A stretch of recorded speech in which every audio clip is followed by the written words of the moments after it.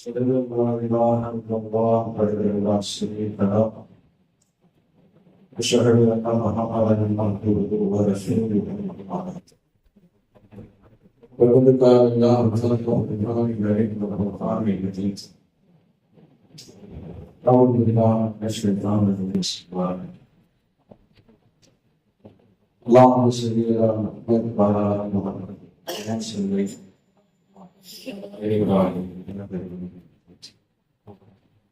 اللهم بارك على محمد وعلى آل محمد كما باركت على إبراهيم وعلى آل إبراهيم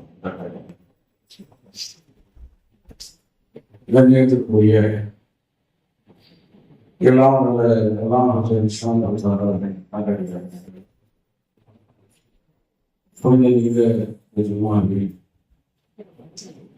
பணிவு உயர்வு செல்வம் என்ற தலைப்பு தேர்வு செய்யப்பட்டது.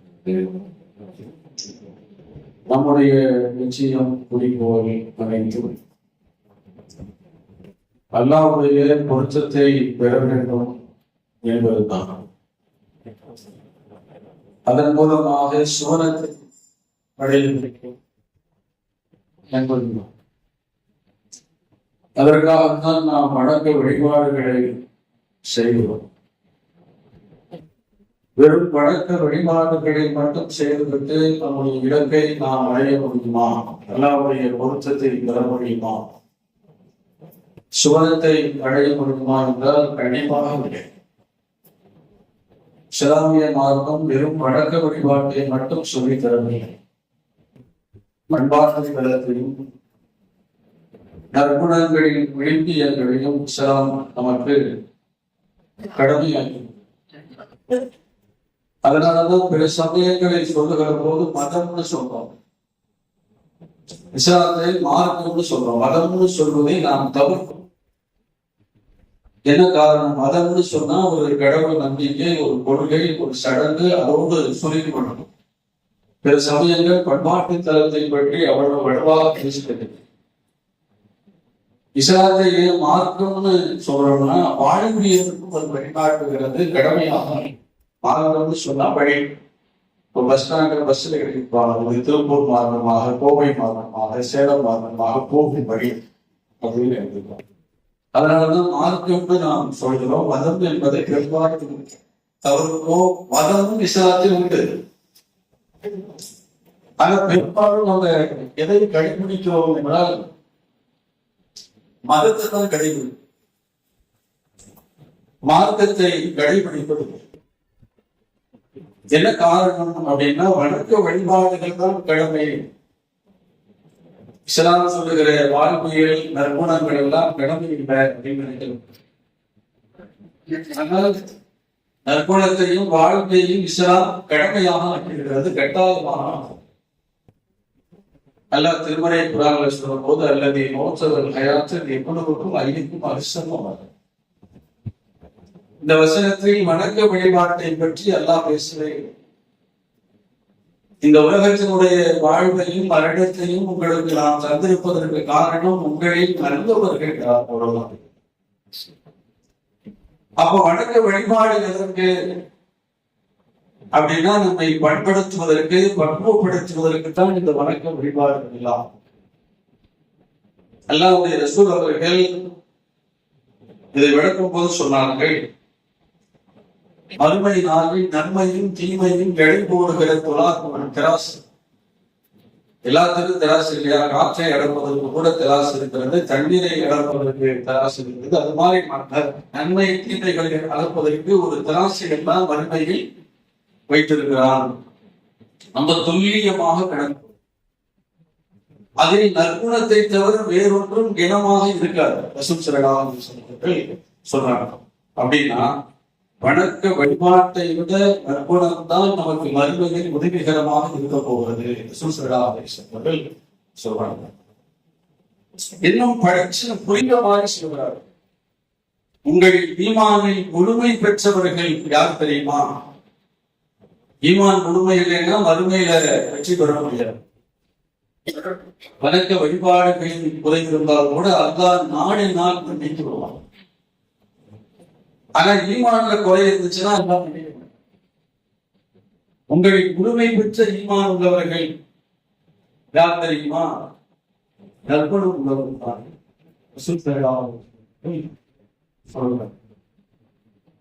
அப்படியானால் நற்குணத்தினுடைய அவசியத்தை நாம் புரிந்து கொள்கிறோம். நற்குணம் இல்லாமல் மறுமையில் வெற்றி பெற முடியாது. நற்குணத்திலே ஏராளமான நல்ல குணங்கள், நல்ல பண்பாடுகள் இருந்தாலும் எல்லா குணத்தையும் உள்ளடக்கிய ஒரு நற்குணம் என்றால் பணிதான். பணிகுணா, தன்னடக்கம், பணிவு, எளிமைகள்லாம் சின்ன சின்ன வித்தியாசங்கள். பணிகுணா என்ன? சொல்லால், செயலால், எண்ணங்களால் எப்போதும் எல்லோரிடத்திலும் தன்னை முதன்மைப்படுத்தாமல் எல்லோரிடத்திலும் மரியாதையாக பணிவாக நடந்து கொள்வதற்கு பேர் பணி. திருக்குறள்ல திருவள்ளுவர் கூட அதான் சொல்றாரு, அடக்கம் அமரவன் உயிர். பணிவு இருக்கு இல்லையா? பணிவு யாரிடத்துல இருக்கிறதோ அவர்கள் தேவர்களோடு இருப்பார்கள். உங்க பாசையில சொல்றாங்க, வானவர்கள் வடக்கு சொல்றாங்க, அடக்கம் அமரவன் உயிர். அடங்காமை ஆறினில் ஊய்த்துவிடும். யாரிடத்திலே பணிவில்லையோ, பெருமை இருக்கிறதோ, கருமம் இருக்கிறதோ, காண் என்கிற அகம்பாவம், ஆணவம், பந்தா, கெத்து இருக்கிறதோ, இதெல்லாம் பணிவில்லாத தரம். அடங்காமை ஆறினில் ஊய்த்துவிடும். இந்த மாதிரி இருக்கிற ஆட்களை இருள் சூழ்ந்து கொள்ளும் திருவள்ளுவர் சொல்றாரு. இன்னொரு குறிப்பிருக்கிற திருக்குறள்ல நரகத்தினுடைய நெருப்பு சூழ்ந்து கொள்ளும்னு முடிந்திருக்கிறார். கிரேக்கத்தினுடைய தத்துவ ஞானி அரிஸ்டாட்டில் 3000 ஆண்டுகளுக்கு முன்னால் அவருடைய ஒரு தத்துவ மொழி, நீங்கள் கட்டளையிட விரும்பினால், அதிகாரம் செலுத்த விரும்பினால், உங்களுடைய கட்டளையை யாரும் கேட்க வேண்டும் என்று நீங்கள் விரும்பினால், அரிஸ்டாட்டில் சொல்றாரு, முதலில் பணி வைக்கும் அப்படின்னு அரிஸ்டாட்டில். நம்ம இந்த வணக்க வழிபாடெல்லாம் செய்யறதில்ல, அது எதுக்காக செய்யறோம்? அல்லாவுக்கு தேவையில்லைங்கிறது எல்லாருக்குமே தெரியும். அல்லாவுக்கு எந்த தேவையும் இல்லை. எதற்காக செய்யறோம்னா, எப்படியாவது அல்லாவுடைய கடல் பார்வையை, அன்பை, அருளை, பாசத்தை எப்படியாவது பெற்றுவிட வேண்டும். அல்லாவுடைய பொருத்தத்தை பெற வேண்டும். அதுக்குதான் அல்லாஹ் திருமலை குர்ஆன்ல 25வது அத்தியாயம் அல்-குர்ஆன் 63 இருந்து 77 வரைக்கும் 3 பக்கத்தில் அப்படியே முத்தான விஷயம். என்னுடைய அடியார்கள் இபாதுர் ரஹ்மான்கள் யார் தெரியுமா? அந்த கேள்வியோட ஸ்டார்ட் பண்றாங்க. இபாதுர் ரஹ்மான்கள் அல்லாஹ்வுடைய அடிமைகள், அடியார்கள் யார் தெரியுமா? நம்ம எல்லாருமே இபாதுர் ரஹ்மான்களாக இருக்கணும்னு ஆசைப்படுறோம். சொல்றோம் நாங்கெல்லாம் இபாதுர் ரஹ்மான்கள். நம்ம சொல்லலாம், அல்லாஹ் சொல்லணும் இல்ல. எனக்கு ஜனாதிபதியே தெரியும், உங்களுக்கு தான் தெரியும். ஜனாதிபதி என்ன தெரியும்னு சொன்னாதான் பெருசு. அப்ப அல்லாஹ் சொல்றான், இபாதுர் ரஹ்மான்கள் என்னுடைய அடியார்கள் யார் தெரியுமா? நிறைய சொல்றான் அல்லாஹ். 1 பக்கத்துக்கு ஃபர்ஸ்ட் 2 வரிகள், அவர்கள் பூமியில் பணிவா நடப்பாங்கன்னா ஒரு தண்ணி வச்சுக்கிட்டு துப்பாவை போட்டுக்கிட்டு குடிச்ச தலையோட போவாங்களா? அப்படி சொல்லல. காலமெல்லாம் வாழுகிற காலமெல்லாம் அல்லாஹ்வுக்கும் ரசூலுக்கும் கேட்கணும். எதையெல்லாம் அல்லாஹ் தடை செய்திருக்கிறானோ, வட்டி வாங்க மாட்டார்கள், வரதட்சணை வாங்க மாட்டார்கள், சிறுப்பு செய்ய மாட்டார்கள், முதுகத்து செய்ய மாட்டார்கள், பொய் பேச மாட்டார்கள், புறம் சொல்ல மாட்டார்கள், போல் சொல்ல மாட்டார்கள், வீணானதை கடந்து விடுவார்கள், விபச்சாரம் செய்ய மாட்டார்கள், பள்ளி வாசலில் பாங்கு சொல்லப்பட்டால் விரைந்து வருவார்கள், காலமெல்லாம் அல்லாஹ்வுக்கும் ரசூலுக்கும் பணிவாக நடந்து விடுவார்கள். இப்படி நடவாங்க. இது இருந்தா நம்ம இபாதுர் ரஹ்மான்கள். இந்த பண்பு இருக்கிறதா? இந்த பண்புக்குள்ள நாம் இருக்கிறோம். அடுத்து அல்லாஹ் சொல்றாரு, அதுதான் முக்கியமானது. நீங்க யார்த்தையும் ரொம்ப குறைவாக இருக்கிறவர். யாராவது அறிஞர்கள் பேசினால், உரையாற்றினால் அதான பஞ்சாயத்தை. 2 அறிவாளர்கள் பேசிக்கொண்டால் அது விவாதம், 2 முட்டாள்கள் பேசிக்கொண்டால் பிரச்சனை இல்லை. ஒரு அறிவாளி ஒரு முட்டாளர் பேசினா பஞ்சாயத்து, சண்டை, கை கிழக்குள்ள போய் முடிஞ்சிடும், வாக்குவாதம் ஆயிரும். ஏன்னா முட்டாளை பொறுத்த வரைக்கும் ஒரு கருத்தை வச்சுக்கிட்டு ஆழமா அதுலயே இருப்பான், எந்த சொன்னாலும் வெளியே வர மாட்டான். அங்கதான் பஞ்சாயத்து ஆகும். அப்ப அதான் சொல்றான், யாராவது அறிவு இல்லாமல் பேசினால் இபாதுர் ரஹ்மான்கள் என்ன செய்வார்கள்? காவும் சலாமும். ஆர்குமெண்டே பண்ணாது. இபாதுர் ரஹ்மான்கள் எப்படி இருப்பாங்கன்னா, ஆர்குமெண்ட் பண்ண மாட்டாங்க. அது எப்படி போவாங்க? போக மாட்டாங்க, இந்த பணிவு இன்னைக்கு எங்கேயாவது பார்க்க முடியுமா? அதுக்கு இடையில தான் நிறைய சொல்றாங்க. ரெண்டு விஷயம், இவர் ரொம்ப கோபக்காரங்க, இவர் ரொம்ப டென்ஷனான ஆளுங்க, இப்படிதான் கேள்விக்கு போறோம். தவிர அவர் ரொம்ப பணிவான ஆளுங்க, ரொம்ப தன்னடக்கம் உள்ள அப்படின்னு கேள்விப்படுறோமா? ரொம்ப ரொம்ப குறைவு. உலகத்தில் இருக்கிற எல்லா பிரச்சனைக்கும் மூல காரணம் இந்த பணிவின்மை தான். ஒரு கணவனுக்கும் மனைவிக்குள்ள சண்டை என்ன காரணம்? யார் தாழ்த்தி கொள்வது, யார் பணிவது, யார் தன்னை இறக்கிக் கொள்வது, விட்டு தருவதற்கு தயாராக இருக்கும். அதான் பிரச்சனை. மாமியார்களுக்குள்ள சண்டை அதுதான், யார் பணிவது, யார் விட்டு தருவது. நண்பர்களுக்குள்ள அதுதான் பஞ்சாயத்து, யார் விடுவது, யார் பணிவது. ஒரு ஜமாத்துல, ஒரு இயக்கத்துல, ஒரு சமூகத்துல, ஒரு உறவினர்களுக்கு மத்தியில, அக்கம் பக்கத்து வீட்டார்ட்ட எல்லாருமே இதுதான், பணிக்க தயாராக. ஏன் பணிக்க தயாராக இல்லை? பணியை பற்றிய ஒரு தவறான புரிதல் இருக்கிறது. பணிவுன்னா அது கோழைத்தனம், அது அவமானம், அது கேவலம், அது வீரமில்லாதத்தனம். ஏன் விட்டுக் கொடுக்கணும் அப்படின்னு தவறான ஒரு சிந்தனை எல்லோரிடத்திலும் இருக்கிறது. அல்லாஹ்வுடைய ரசூல் அவர்கள் சொல்றாங்க, இது ஒரு கோட்பாடு, மறந்துவிட்டார். ரசூலா சொல்றார்கள், தர்மம் செல்வத்தை குறைப்பது, தர்மம் செல்வத்தை குறைப்பதில்லை. இது ஒரு அழகான கோட்பாடு. செல்வம் குறையதா இல்லையா? இப்போ 1000 ரூபாய் வச்சிருக்கிறோம், 500 ரூபாய் ஒருத்தர் கொடுத்துட்டோம், குறைச்சிச்சு. அதான நிதர்சனம், அதுதானே உண்மை. அதுதானே 500 ரூபாய் இல்ல, 500 ரூபாய் 1000 ரூபாய்க்கு வாங்க வேண்டிய பொருளே வாங்க முடியாது, அதானே. ஆனால் அல்லாஹ்வுக்காக தந்திருந்தால் குறைக்காதுன்னு யார் வாக்க முடியும்? அல்லாஹ். நீ அல்லாஹ்வுக்காக தந்திருந்தால் அது குறையாது, நான் கொண்டு வந்து சேர்ப்பேன். அல்லாஹ்வோடு வாழ்வது தர்மம் செல்வத்தை குறைப்பது. மன்னிப்பதினால் அல்லாஹ் உங்கள் தகுதிகளை உயர்த்துகிறான். மன்னிக்கிறது 2 வகை இருக்குங்க. ஒன்று, அவரே நமக்கு செஞ்ச தப்ப உணர்ந்து நம்மள்கிட்ட வந்து மன்னிச்சிருக்கேன்னு சொல்றது ஒரு வகை. இன்னொரு உயர்ந்த வகை என்ன தெரியுமா? கேட்காம மன்னிச்சுட்டு போடான்னு. எனக்கு ஒருத்தர் வந்து கவர்னர் செஞ்சிருக்கிறான், உயர்ந்த பண்பு என்ன தெரியுமா? அவன் வந்து கேட்கணும்னு எதிர்பார்க்க கூடாது, மன்னிச்சுட்டு போயிட்டே இருக்கும். மன்னிப்பதினால் அல்லாஹ் உங்கள் கண்ணியத்தை உயர்த்துவான். ரசூலுல்லாஹ் சொல்றாங்க, அல்லாஹ்வுக்காக நீங்கள் பணிந்து கொண்டால், தாழ்த்தி கொண்டால், கண்டிப்பாக அல்லாஹ் உங்களை உயர்த்தாமல் விடவே மாட்டான். இது அல்லாஹ்வுடைய வாக்கு. ரசூலுல்லாஹ் சொல்றாங்க, அகமதுல பதிவாயிருக்கிற ஹதீஸ். இது ஒரு கோட்பாடு, பரிசீலிக்கப்பட்டு வெற்றி அடைந்த கோட்பாடு. கர்மாரெல்லாம் கிடந்துச்சு, புதுசா நமக்கு சொல்லி சோதிக்கிற கோட்பாடு அல்ல. இது வாழ்க்கையில அப்ளை பண்ணாதான் ரிசல்ட் எப்படிங்கிறது நமக்கு தெரியும். பணிவா இருக்கிறது தான் இந்த உலகத்துல கொஞ்சம் அவமானமாக தான் தெரியும், அவமானம் தான், கேவலமாக தான் தெரியும், கோழைத்தனமாக தான் தெரியும், வீரம் இல்லாத மாதிரி தான் தெரியும், அடங்கி போற மாதிரி தான் தெரியும். ஆனால் அல்லாஹ் பற்றி 2 நண்பர்களுக்கு மத்தியில பகை, 2 உறவினர்களுக்கு மத்தியில பகை இருக்குல்ல. இஸ்லாம் என்று சொல்றது, பகையை வச்சுக்கோ. மனிதன் தான் இயல்பு, அவனை படைச்சிருக்கிறான், இருக்கதான் செய்தோம். 3 நாள் வச்சு அன்னைக்கே சொன்னாலும் சரிதான். அதிகபட்சமா 3 நாள் வரைக்கும் கோபமா பகையா வீட்டுக்க, 3ஆவது நாள் சலாம் சொல்லணும். யார் முதலில் சொல்கிறார்களோ அவங்கதான் சிறந்தவர்கள் அப்படின்னு மார்க்கம் சொல்லுங்க. ஆனால் அப்படி இருக்காங்களா? வருட கணக்கில் அந்த பகையை சுமந்து கொண்டே அடையும். இந்த கோழி இருக்குல்ல, அது வந்து அடைப்பாங்க 18 நாள்ல இருந்து 21 நாள் தான் அது கணக்கு. அதுக்கப்புறம் எங்கிட்டு சொல்லப்படும், அதுக்கப்புறம் முட்டையில குஞ்சு வெளியே வைக்க அது முட்டைன்னு கேட்கு.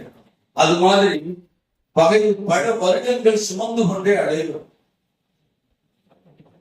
என்ன செய்வான் சைத்தான்? என்ன பஞ்சாயத்து, யாரு சலாம் சொல்றது அதெல்லாம் விஷயம், அதெல்லாம் ஓகே ஏற்றுக்கிறோம். யாரு முந்தி சலாம் சொல்றது? சைத்தான் என்ன சொல்லுவான்? சொல்லிடாத, நீ எவ்வளவு பெரிய ஆளு, ஒண்ணுக்கு இல்லாத ஆளதான் இருப்பான். சும்மா சொல்றது புஷ்பேங்கிறாங்கல்ல, நீ எவ்வளவு பெரிய ஆளு, உன் படிப்பு என்ன, உன் அந்தஸ்து என்ன, உன் கௌரவம் என்ன, நீ சமுதாயத்துல எப்படிப்பட்டவன், நீ போய் அவனை சலாம் சொல்ல. அவமானமா இல்ல வந்து ஒரு சுயமரியாதை போயிடாது அப்படின்னு குசுபு. 99.99 பேர் தோத்து போறாங்க. யார் ஜெயிப்பார்கள்? இபாதுர் ரஹ்மான்கள் ஜெயிப்பார்கள், வெற்றி பெறுவார்கள். போட வழிகின்ற பயிற்சிக்கு அவர்கள் அஞ்ச மாட்டார்கள். அவருதான் வந்து சலாம் சொல்றாரு, நான் எவ்வளவு கெத்தா இருந்த பேசி போடா, நான் அல்லாஹ்வுக்காக பணிவேன், அல்லாஹ்வுக்காக என்னை தாழ்ந்து கொள்வேன், என்னமோ பேசிக்கோ, அல்லாஹ் என்னை உயர்த்துவான். இபாதுர் ரஹ்மான்கள் ஜெயிப்பார்கள். நம்ம என்ன நினைக்கிறோம் என்ன தெரியுமா? நாங்க எல்லாம் பணிவாதான் இருக்கிறோம், தன்னடக்கத்தோடு தான் இருக்கிறோம் அப்படின்னு நினைக்கிறோம். இயல்பா இருக்கும் போது பணிவாதான் இருக்கும். எல்லாரும் அப்படிதான் இருப்பாங்க. எந்த பிரச்சனையும் நமக்கு யாரும் செய்யல, நம்மள மாதிரி நல்லவங்க உண்டாங்கிற மாதிரிதான் இருக்கும். இப்போ ஒரு முகம், ஒரு முஸ்லீமுக்கு 2 முகம் இருக்கக்கூடாது, இருக்கும். அந்த ஒரு முகத்தை அழிப்பதற்கு தான் அந்த வழக்க வழிபாடு எல்லாமே ஒரு முகம் தான் இருக்கணும். அப்போ யாராவது பிரச்சனை பண்ணாதான் நம்ம எவ்வளவு அடக்கமா பணிவா இருக்கோம்னு தெரியும். டெஸ்ட் பண்ணுவாங்க. ரசூல் ஸல்லல்லாஹு அலைஹி வஸல்லம் பள்ளிவாசலுக்கு வர்றாங்க. பள்ளிவாசலை சுவற்றி மூக்கு சரிங்கிறவங்க அப்படியே செவுத்துல இருக்கு. ரசூல்லா அப்படியே பார்க்கிறாங்க, முகம் கவலையான வாழ்வு. எப்படிப்பட்ட சமூகம், எவ்வளவு பாடுபட்டு இசைத்து பண்ணி ஓன் பணி சொந்த காசில் அந்த இடத்தை வாங்கி பல போராட்டங்கள் தியாகம் கல்லை சுமந்து, மண்ணை சுமந்து, தண்ணீரை சுமந்து ஒரு நாகரிகம் இல்லாத மக்களுக்கு மார்க்கத்தை போதித்து நாகரிகம் உள்ள ஒரு சமூகமாக மாற்றி பார்த்ததால் நினைச்சு பழப்படும். கோவப்படல. இப்ப நம்ம சவுத்துல எப்படி இருக்கு நம்ம என்ன நினைப்போம்? ஏன்னா இவ்வளவு ஊராக போய் வசூல் பண்ணி கஷ்டப்பட்டு அல்லாஹ்வுக்காக தேவத்துவ பள்ளியை கிடைக்கிற யாரு அது? முதல்ல யாருன்னு தேடும். ஆள் யாரு? அறிவில்ல. இது நம்ம ரசூல் ஸல்லல்லாஹு அலைஹி வஸல்லம் அவர்கள் கோபப்படல. பாவம், ஒரு என்ன பிரச்சனையோ நினைச்சு பாருங்க. உலகத்துல எவனாவது எனக்கு ஒரு பிரச்சனை பண்றாங்கன்னா, எனக்கு அவன் பிரச்சனை பண்றான்னு நான் சிந்திப்பேன். பாவம், அவருக்கு என்ன சிந்திப்பானவனாவது? ஏன் தெரியுமா? மனிதன் பலகீனமானவன். அவன் மனஜலத்தை சுமந்து கொண்டிருக்கிறான். இந்த மாதிரி ஒரு சபையில உட்கார்ந்து இருப்போம், பஸ்ல போயிட்டு இருப்போம், பெண்ணாக இருப்போம், திடீர்னு ஒரு மெசேஜ் வரும், நீ உடனே கழிவறைக்கு செல்ல வேண்டும், 1 பாத்ரூம் போகணும், 2 பாத்ரூம் போகணும், தயாராக மெசேஜ் அப்படி பின்னல் வேகத்துல கம்ப்யூட்டரோட ஃபாஸ்டா வச்சு அதற்காக ஒருத்தர் பேசிட்டு இருக்கோம், உள்ள நடந்துட்டு இருக்கோம். உடனே நம்ம ஒரு மெசேஜ் அனுப்போம், இப்ப போக முடியாது, பக்கத்துல கழிவறையில ஒரு 10 நிமிஷம் ஆகும், 1/4 மணி நேரம் பார்த்துட்ட உடனே அந்த உறுப்பு அப்படி நான் இப்படிப்பட்ட படைப்போம். இந்த செட்டப் அதான் நீக்கிருந்தாங்கன்னு நினைக்கிறேன். இந்த செட்டப் வச்சாம விட்டுருந்தாங்கன்னு நினைக்கிறேன். 4 பேருக்கு இறந்த குழந்தைய வளர்த்துல தெரியுமா? பள்ளிவாசலும் தெரியாது, கோயிலுக்கு தெரியாது. அந்த ப்ரோக்ராம் செட் ஆகிறதுக்கு டைம் ஆகும். இந்த மாதிரி இருந்ததுதான் நம்மள என்ன நிலைமை? இன்னைக்கு 2 பேம்பஸ் வச்சுக்கணும், ஒரு பேம்பஸ மாட்டிக்கணும். ஒரு பேம்பஸ் எப்போதும் 8 மினிட் முடிச்ச மாதிரி கையில பிடிச்சிக்கிட்ட போகும். இதுக்காக முதல்ல அல்லாஹ்வுக்கு நன்றி செய்யும். இந்த செல்போனை சுவிட்ச் ஆஃப் செய்யணும், பள்ளிவாசலை போட்டாலும் சுவிட்ச் ஆஃப் பண்றதில்லை, அது கீழே எடுத்து வேண்டிய பேம்பஸ் ஒழுங்காக மாட்டிக்கணும்.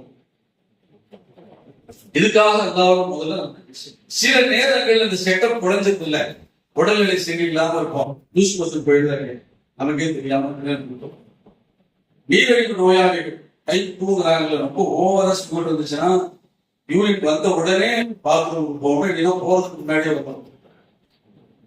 இதெல்லாம் மனிதனுடைய படகு. இப்படி சிந்திக்கிறாங்க. சொல்லலாம் இவன் பள்ளிவாசலுக்கு வந்து 2 போகணும், திடீர்னு மூக்குல சரி கொடுத்துருக்கோம், என்ன பண்ணணும் தெரியல, செலுத்துறதுக்கு பணிவுன்னா என்ன தெரியுமா? சக மனிதனுடைய பணியை புரிந்து கொள்வது. அதான் எல்லாரும் கவலைப்படுறாங்க. ஏன் கவலைப்படுறாங்க? யாருமே புரிஞ்சுக்கிறது இல்லைங்க. இதான் கவலை. பெரும்பான்மை மனிதர்களுடைய கவலை இதுதான். யாரும் புரிஞ்சுக்கிறது. ஒரு தொழிலாளி, ஒரு தொழிலாளி புரிஞ்சுக்கிறதே இல்லை, முதலாளி புரிஞ்சுக்கிறது. ஒரு கணவன் சொல்கிறார் உடைய உடல் ஒவ்வொன்றை புரிஞ்சுக்க மாட்டேன். ஒரு மனைவி சொல்கிறார் கணவன் என்னை புரிந்து கொள்ளவே இல்லை. தகப்பன் சொல்கிறார் பிள்ளைகளை புரிந்து கொள்ளவே இல்லை. நாம் செய்கிற பெரிய தவறுகள் ஒரு தவறு என்னவென்றால் சில மனிதனை புரிந்து கொள்ளாமல் இருப்பதுதான். பணிவிட்டா புரிந்து ரசூல் அழைத்து செஞ்சாங்க பாருங்க. தன்னுடைய கையால் அந்த சரியை துடைத்தார். தன்னுடைய கையால் ரஹமத்துல் ஆலமீன் அகில உலகத்தினுடைய அருட்கொடை. இது யாருமே ரசூலுல்லாஹ்வுடைய உயரத்தை டச் பண்ண முடியாது. எவனும் அவரை விட பெரியவங்க யாரும் கிடையாது. சகாபாக்களுக்கு கண் காமிச்சிருந்தா தொடச்சிருப்பாங்க. நம்மள இருந்தா என்ன செய்வோம்? அதுக்குன்னு சில பேர் வச்சிருக்கோம். அன்னைக்கு பள்ளிவாசலை கூட்டி பெருக்கிறதுக்குலாம் ஒரு அம்மா இருந்தாங்க, அதிர்ஷ்ட பார்க்கணும், அவங்களை கூட்டி கிளீன் பண்ண சொன்னாங்க, அப்படியே சொன்னாங்க. நம்மளா இருந்து சொல்லுவோம், அதுக்குன்னு சில பேர் வச்சிருப்போம். ஓய்வில இருக்கிற கூட்டு தொடங்கி சொல்லுவோம், மூஞ்சியை திரும்பிக்குவோம்.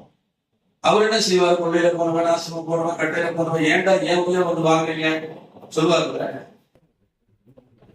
அவர் ரசூலுல்லாஹ் என்ன சொல்லி எல்லாத்தையும் இது பண்ண கேஸ் பண்றாங்க. என்ன செஞ்சீங்க? என்ன சொல்றாங்க தெரியுமா ரசூலுல்லாஹ்? அட நீ யாராவது இருந்தாலும் இல்லையா, டாக்டர், இன்ஜினியர், கலெக்டர், பணக்காரன், யாராவது படிப்பாங்க. நான் எப்படி நடந்து கொண்டேன் இந்த பாடம் இருக்கிறாங்க சொல்றாங்க. அடுத்து சொன்னாங்க, தீமை சொல்லி வந்தா தொழுகைன்னா என்ன? குமீறது மீறது நிமிர்றதா? தொழுகைன்னா என்ன? அல்லாஹ்விடத்தில் ரகசியமாக என்று பேசுறது தொழுகைன்னா அல்லாஹ் பேசுறோம். என்ன பேசுறேன்? அல்லாஹ் பேசுறது நான் பேசுகிறேன். அல்லாஹ் என்ன பேசினா? குர்ஆன்ல வாழ்க்கையை பேசு. அல்லாஹ்வுக்கு முன்னாடி நின்று அல்லாஹ் உன்னுடைய பேச்சை நான் செவியேற்று விட்டேன், இதோ விடையில்லாமல் சொல்லி காட்டுகிறேன், இப்படித்தான் நான் நடந்து கொள்வேன். உன்னுடைய பேச்சு மனப்பாடம் பண்ணிட்டு அச்சகம் சொல்லாமல் சொல்லி காட்டுகிறேன், இதோ உனக்கு நான் பணிந்து கொள்வேன். சரியா பண்றோம். இன்னும் கீழே போய் உனக்கு பணிவேன். என்னுடைய நாவை, என்னுடைய செவியை, என்னுடைய சிந்தனையை, என்னுடைய உறுப்புகளை எல்லாம் இந்த உறுதிமொழிதான தொழுகை. அங்க போய் பின்னாடி துப்புனா நல்லா பார்த்துருப்போம். பசுவத்தை மனிதனுக்கு முன்னாடி போவீங்களா? வீசு. அப்ப நீங்க வலதுபுறம் துப்பாருங்க, வழக்கு பாருங்க, இடதுபுறம் துப்புங்க, கீழே மண்டை போட்டு போடுங்க. நீங்க துப்ப முடியாது, நமக்கே தெரியும். தயவுச்சு போட்டுருக்கோம், பாய் வச்சிருக்கோம். அல்லாஹ்வுடைய மார்க்கம்னால அதுக்கு தேவை. ஒரு ஆடையை துப்பி அதை என்ன செய்யும்? கட்சிக்குள்ள துப்பி கூட இன்னொரு முனையோடு கசைக்கு போடலாம், அல்லது டிஸ்பேப்பரை வச்சுக்கலாம். எப்படி எத்தனை ட்ரிப் சொல்லிக்கும் தீர்வு சொல்லி கொடுத்தாங்க. என்ன விஷயம்னா, அடுத்தவர்களுடைய ரசூலுல்லாஹ் தொடச்சதுனால தோத்து போயிட்டாங்களா? கோழைய வைக்கிறாங்களா? அவங்களுக்கு அவமானம் ஆயிடுச்சா? சுயமரியாதை இழந்துட்டாங்களா? அல்லாஹ் அவர்களை உயர்த்தினாரா தளர்த்தினாரா? தோற்று போனார்களா ஜெயித்தார்கள்? ஏன் ரசூலுல்லாஹ் ஜெயிச்சாங்க? இப்படி சிந்திச்சு பாருங்க. அந்த சைடு துப்புணவு கூட இருந்திருப்பார், வெட்கப்பட்டு சொல்லியிருக்க மாட்டார்கள். என் தாய் தான் இந்த வேலையை செய்திருப்பார், என் தாயை விட என் நபி உயர்வான எண்ணம் வந்திருக்கும்ல. யாருமே கடைசி வரைக்கும் ரசூலுல்லாஹ் கேட்கலையே. நம்முடைய சையை யார் துடைப்பாங்க? என்னுடைய தாய் தாங்க, அருவருப்பு இல்லாம துடைப்பாங்க. ரசூலுல்லாஹ் துடைத்திருக்கிறார்கள். என்னுடைய சையை சொல்றது வெட்கப்பட்டிருப்பாரு. கடைசி வரைக்கும் யாருமே கேட்கலையே ரசூலுல்லாஹ். பணிவுன்னு என்ன தெரியுமா? இன்னொருவருடைய சுயமரியாதை கூட விளையாட சும்மா பணிவுனா கூட போறது அல்ல. பணி நம்ம என்ன தெரியுமா நினைக்கிறோம்? பணிவுங்கிறது இருக்குது, நம்மளை விட வசதியான நாள் தான் பணி நடிப்பு. நம்மளை விட பெரிய ஆளுநராக இருந்தா அவங்கள்ட்ட பணிகிறது. இந்த பணிவு நடிப்பு நமக்கே தெரிஞ்சு. இந்த சத்தீஸ்கர்ல நேற்று பத்திரிகை செய்தி, மன்னன் எவ்வளியும் மக்களும் எவ்வளிங்கிறாங்க. மன்னன் ஓட்டை திருடுகிறான், நாட்டையே திருடலாம். சத்தீஸ்கர் மாவட்டத்துல இது ஸ்டேட் பாதுகாப்பு போலியோ பண்ணியிருக்கிறாங்க. திருட்டுத்தனமா பணம் போடுவாங்க, கொள்ளையடிக்கிறது. மண்ணங்க போலி அப்படித்தான் நமக்கு புத்தி இருக்கும். ஸ்டேட் பேங்கையே போலியா ஓபன் பண்ணியிருக்கிறாங்க. எப்படி போலியை கண்டுபிடிச்சாங்க தெரியுமா? வாங்கன்னு வரவேற்பிருக்கிறான் தோழிகளை மாதிரி. எவனாவது அரசாங்க விவாதத்தை எவனாவது வரவேற்பிருக்கிறான், சந்தேகம் அவனோட மனுஷனாவே மதிக்க மாட்டான். 50 பணத்துலதான் சம்பளம் வாங்கலாம், பிச்சைக்கார மாதிரி நினைப்பாங்க. அப்படிமா இதுதான் அரசாங்கம் இருக்கிறது. ஊன்னு கூட கேட்க மாட்டான். இந்த பேங்க் என்ன பண்ணிருக்கலாம் போன சந்தேகம் இப்படியெல்லாம் பணிவா இருக்க மாட்டாங்க. அப்படி சந்தேகம் கடைசியில் விசாரிச்சா அது போலி பேங்க். இந்த அரசியல்வாதிகள் பணிவா பார்த்தீங்களா கூட வேணா ஓட்டுவாங்க. அதுக்கப்புறம் நம்ம போய் படிச்சிருக்கோம். இந்த பணிவு அல்லாஹ்வுக்காக பணிவு. பணிவு என்ன தெரியுமா? வலியவர்கள் இழந்தவர்கள்ட்ட குனிஞ்சு போறது. இடத்துல எல்லா அதிகாரம் இருக்கிறது, பணம் இருக்கிறது, ஆண்பலம் இருக்கிறது, என்ற சக்தி இருக்கிறது, என்னை விட கீழானவன் அவரிடத்திலே நான் பணிவாக கொடுப்பேன். இதுதான் பணிவு. ரசூலுல்லாஹ் நடந்து வர்றாங்க. என்ன செய்யலாம்? கூட வருகிறார்கள். ஒரு கிராமத்தை சேர்ந்தவர் வர்றாரு. நஜ்ரான் நாட்டு போர்வை ரசூலுல்லாஹ் அணிந்திருந்தார்கள். என்ன செய்யலாம் சொல்றாங்க? பிடிச்சு பிடிக்கிறார். ஒரு துணியை வச்சு இங்க வெட்டுக்கு இழுத்து பாருங்க, கத்திர அர்த்தமா துணி போட்டுக்கிறோம் பிடிச்சு இழுத்து பாருங்க. இழுத்து சொல்றாரு, அல்லாஹ் உங்களுக்கு கொடுத்துருக்கிறாங்க, அரசாங்கம் உதவி கேட்கிற லட்சணம். அல்லாஹ் உங்களுக்கு கொடுத்துருக்கிறாங்கல்ல, அதுல இருந்து உதவி சொல்லுங்க, செஞ்சு பாருங்க. அல்லாஹ்வுடைய ரசூல் அவங்களுக்கு யாருமே விட முடியாது. முதலமைச்சர் போய் கேட்க, முதலமைச்சர் விடுங்க, ஒரு கவுன்சிலர் போய் கேட்க, கவுன்சிலரை விடுங்க, பள்ளிவாசலுடைய நிர்வாகிக்கு எப்படி முறைந்தவரை கேட்டா கொடுப்பாங்க. பள்ளிவாசல் நிர்வாகி கூட நாங்க நம்ப போட்டுட்டு வெளியே போறோம். ஒரு சட்டையை பிடிச்சி இழுக்கிறான், நல்லா உனக்கு கொடுத்துருக்கிறாங்க, அது வந்து கொடு அப்படின்னா கொடுப்போம், செவிலி சேர்த்து ஒன்று கொடுப்போம். காதல பொய்ன்னு சவுண்ட் வரும். கோரிக்கை நியாயமானதுதான், கேட்கிற முறை அநாகரிகமானது, சுயமரியாதைக்கு எதிரானது, ரொம்ப கேவலமானது விளங்கிட்டு வருங்க. கோபம் வரும். சில பேர் கோபத்தை தீரணும்னு நினைக்கிறானே, கோபம் வீரமா? இஸ்லாத்துல கோபம் உள்ளது, அடிக்கடி கோபம் வருது. கோபம் வீரம் கிடையாது, கோடைகளுக்கு தான் அடிக்கடி கோபம் வரும், பலகீனமானவனுக்கு தான் அடிக்கடி கோபம் வரும், முடிவெடுக்க தெரியாதவனுக்கு தான் அடிக்கடி கோபம் வரும். கோபப்படுவதற்கு வீரம் தேவையில்லை. ஒருத்தர் சொல்றாங்க, இதுல கோபம் இருக்கணும் தான் உணர்மா, எவ்வளவு விட்டா பேடா இருப்பாங்க. அப்புறம் வந்து அடிக்கடி கோபப்படுற குழுமே இல்லையோ, கோபத்தை அடக்க தெரியாதவன் எவனோ ஒரு முட்டால் எழுதிய வார்த்தை. கோபம் இருக்கிற இடத்துல குணம் இருக்காது, பிரஷர் இருக்கும், சுகர் இருக்கும், என்னைக்காவது அட்டாக் வந்து மூதா இருக்கும். அடிக்கடி கோபப்பட்டாங்க. கோபப்படுவதற்கு வீரம் தேவையில்லை, பணிவாக இருப்பதற்கு வீரம் தேவை, பொறுமையோடு இருப்பதற்கு வீரம் தேவை, சகித்து கொள்வதற்கு வீரம் தேவை. ரசூலுல்லாஹ் சொன்னாங்களே, கோபத்தை அடக்க தெரிஞ்சவனா வீரன். உன்னுடைய கோபத்தையே உனக்கு அடக்க தெரியல, கண்டது பேசுற, நீ என்னடா வீரன் சொன்னாங்க. ரசூலுல்லாஹ் இழுத்த உடனே ரசூலுல்லாஹ் என்ன பண்ணாங்க தெரியுமா? அவர் பார்த்து சிரிச்சாங்க. உலகத்துல எவனாலும் சிரிக்க முடியுமா? ஒரு சாதாரண நாட்டின் குடிமகன் அதிகாரம் செலுத்துகிறார், மன்னர் பணிகிறார், சிரிக்கிறாங்க. ரசூலுல்லாஹ் என்ன சிரிச்சு ரசூலுல்லாஹ்ட்ட போய் அழகா சலாம் சொன்னா, ரசூலுல்லாஹ் பேசுவாங்க, யாருக்கும் பேச மாட்டேன்னு சொல்ல மாட்டாங்க. ரசூலுல்லாஹ்வுடைய பண்பு என்ன தெரியுமா? ஒருத்தர் போய் பேசினா அவர் கண்களையும் அவர் பேசுறதையும் சிந்தாதி கேட்பாங்க, பேசும்போது குடிக்கிற மாட்டாங்க. கைய சலாம் சொல்லி கொடுத்தா அவங்க கையை விடுற வரைக்கும் விட மாட்டாங்க. அப்படிப்பட்ட பண்பாளர். என்ன பண்றது, மக்கள் வந்து கொஞ்சம் மக்கள் நாகரிகம் இல்லாமல் இருக்கிறாங்க. அவங்களை பார்த்து சிரிச்சாங்க ரசூலுல்லாஹ். இதைத்தான் அல்லாஹ் புகழ்கிறான். தற்போடத்தோடு படிக்கலாம், சிரிச்சு பாருங்க. பின்னாடி அவர் இஸ்லாத்தை கொஞ்சம் நல்லா தெரிஞ்சது பிறகு எவ்வளவு கவலைப்பட்டிருப்பாரு. எப்படி நடந்துட்டேன், எல்லாவுடைய நம்பி இருக்கிறேன், அப்ப அவர் சட்டையை பிடிச்சு நான் இழுத்திருக்கிறேன், அவர் மேற்கு காயம் இருந்திருக்கிறாங்க. அப்படி இருந்து கூட அந்த மனுஷன் வந்து சொல்லுங்க, என் தாயை கூட என்னிடம் நடந்து கொண்டாரே. இப்படித்தான் ரசூலுல்லாஹ் பணிவில் ஒவ்வொரு மனிதனுடைய உள்ளத்தையும் மீட்டெடுத்தார்கள். ரசூலுல்லாஹ் ஜெயிச்சாங்கன்னா தோத்து போயிட்டாங்க. பணிவா போறதுனால சுயமரியாதைக்கு கேடு, வீரம் இல்லாதத்தனம், கேவலம், அவமானம்னு கருத்துட்டு போவேன். ரசூலுல்லாஹ் ஜெயிச்சாங்களா தோத்தாங்களா? அல்லாஹ் வாக்குறுதி கொடுத்தாங்க, நீங்கள் பணிந்தால் அல்லாஹ் உயர்த்தியே தீருவான். அந்த வாக்குறுதியை அல்லாஹ் நிறைவேற்ற. இன்னைக்கு வயசானவனுக்கு மதிப்பு இருக்கா? வயசானாவே ஒரு கேள்வி, கிண்டலான பார்வை மனசுக்குள்ள. அல்லாஹ் சூழ்ச்சிக்காரு. எல்லாருக்கும் வயசாகும், படுக்கையில போட்டு நார் அடிச்சுப்பாங்க. ரொம்ப நிதானமாக நாம் இருக்கிறது. வயசானவங்க ஏதாவது ஒரு கேவலமான ஒரு பார்வை, கேவலம், கிணம் பேசு, இவனுக்கு கிணம். அப்ப இப்படி எல்லாம் வயசானவங்க வயசானவங்க பத்தி இஸ்லாம் எப்படி சொல்லி தெரியுமா? உலகத்துல எந்த மார்க்கம் அப்படி சொல்றாங்க. சலாம் சொல்வதாக இருந்தால் முதலில் பெரியவர்களுக்கு சலாம் சொல்வதற்கு மரியாதை, முதல்ல கண்ணியம். அவங்க அப்படி சொல்லலாம், அவங்க சொல்லணும்னு எதிர்பார்க்காத, நீ போய் முதல்ல சலாம் சொல்ல. இப்படி சொல்றது நமக்கு பேட்டுறமா? உணவு பரிமாறினால் ரசூலுல்லாஹ் சொன்னார்கள், முதல்ல வயதானவர்களுக்கு பரிமாற வேண்டும். இஸ்லாம் சொல்லுகிற சுன்னத்து. ஒரு சபையில பேசினா முதல்ல வயசானவங்களை பேச விடு. அப்துல் ரஹ்மான் என்ற ஒரு நபித்தோழர் 3 பேர் கொண்ட 100 ரசூலுல்லாஹை சந்திப்பதற்கு வருகிறார்கள். அப்துல் ரஹ்மான் பேசுவதற்கு முற்படுகிறார். ரசூலுல்லாஹ் சொன்னாங்க, அப்துல் ரஹ்மானே முதியவர்களை பேசுவதற்கு முற்படுகிறார். இப்படி சொல்ற மார்க்கத்துல இது ஏதோ அறிவுரையே சொல்றீங்க மார்க்கம். நீ பேசினா உங்களுக்கு நல்லது அப்படிதான். ரசூலுல்லாஹ் சொல்கிறார்கள், இளையவர்கள் மீது இரக்கம் காட்டாதவர்கள், பெரியவர்களிடம் மரியாதையாக நடந்து கொள்ளாதவர்கள், என் சமூகத்தை சேர்ந்தவர்கள் இல்லை. வெளியே போடா, இவ்வளவு கடுமையான வார்த்தை இருக்கு.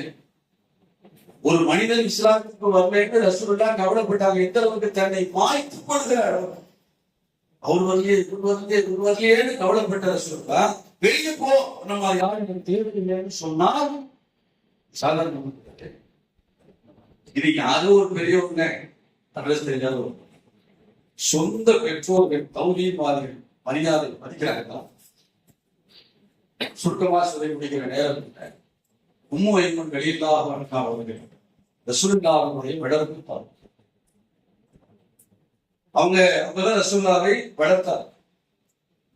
தகப்பனாருக்கு அடிமையாக இருந்தார்கள், தாயாருக்கு அடிமையாக இருந்தார்கள். அவங்களும் நூற்றாண்டுக்கு பிறகு ரசூலுல்லாஹ்வுக்கு அடிமையாக இருந்தார்கள். அதற்கு பிறகு ரசூலுல்லாஹ் விடுதலை பண்ணாங்க. அம்மான்னு நினைச்சாங்க, அம்மாவை இப்படி அடிமையா வச்சிருந்து விடுதலை பண்ணாங்க. எல்லா விதமான சகல உதவிகளும் ஒரு மகன் ஒரு தாய்க்கு என்னவெல்லாம் கடமை செய்ய வேண்டுமோ அத்தனையும் செய்தார்கள். உம்மு ஐமன் அவர்கள் பிள்ளையா தான் ரசூலுல்லாஹ் பார்த்தாங்க. தனியா பார்க்கும்போது வேற, பிள்ளையா பார்க்கும்போது பிள்ளையா தான். வீட்டுக்கு போயிருக்காங்க. ஒரே சம்பவம். அனஸ்ரீலானும் போயிருக்காங்க. ஒரு பானத்தை தருகிறார்கள் குடிக்கிறதுக்கு. ரசூலுல்லாஹ் மறுக்கிறாங்க. அப்ப அனஸ்ரீலானு சொல்றாங்க, நோன்பு வச்சிருந்தாங்களோ அல்லது ரசூலுல்லாஹ்வுக்கு பிடிக்கிறதுல தெரியல, வேண்டாம். உடனே உண்மை அவர்கள் உருளை உயர்த்தி ரசூலுல்லாஹ்வை கடுமையாக அதட்டினார்கள். என்ன அதட்டி? வாசகம் ஒரு 3-4 வயசுக்குள்ளே ஒரு தாய் அதட்டு வரல. ஏன் சாப்பிட மாட்டியா? இதுக்கு முன்னாடி சாப்பிட்டு இப்ப என்ன வந்துச்சு? சாப்பிடு சொல்றாங்களா? ரசூலுல்லாஹ் அவ்வளவு பேசு. தன் தாயார் ஒரு வார்த்தை ரசூலுல்லாஹ் பேச, ஒரு வார்த்தை தன் நியாயத்தை கூட சொல்லல. நான் நோன்பு வச்சிருக்கிறேமா, இப்படி நிர்பந்திக்க கூடாதுமா, நீங்க வளர்ப்பு தாய் தான், ரொம்ப உரிமை எடுத்துது. ஏன் சொல்லல? உன் தாய்க்கு எதிராக, உன் தந்தைக்கு எதிராக உன்னிடத்தில் 1000 நியாயங்கள் இருக்கிறான். அதை விட அவர்களுக்கு உன் மீது உரிமை இருக்கிறோம். உன்னை பேசுவதற்கும் எல்லா விதமான உரிமை இருக்கிறது தான் ரசூல் ஸல்லல்லாஹு அலைஹி வஸல்லம் அவர்கள் நமக்கு பாடம் நடத்துகிறார்கள் போது அவர்களுக்கு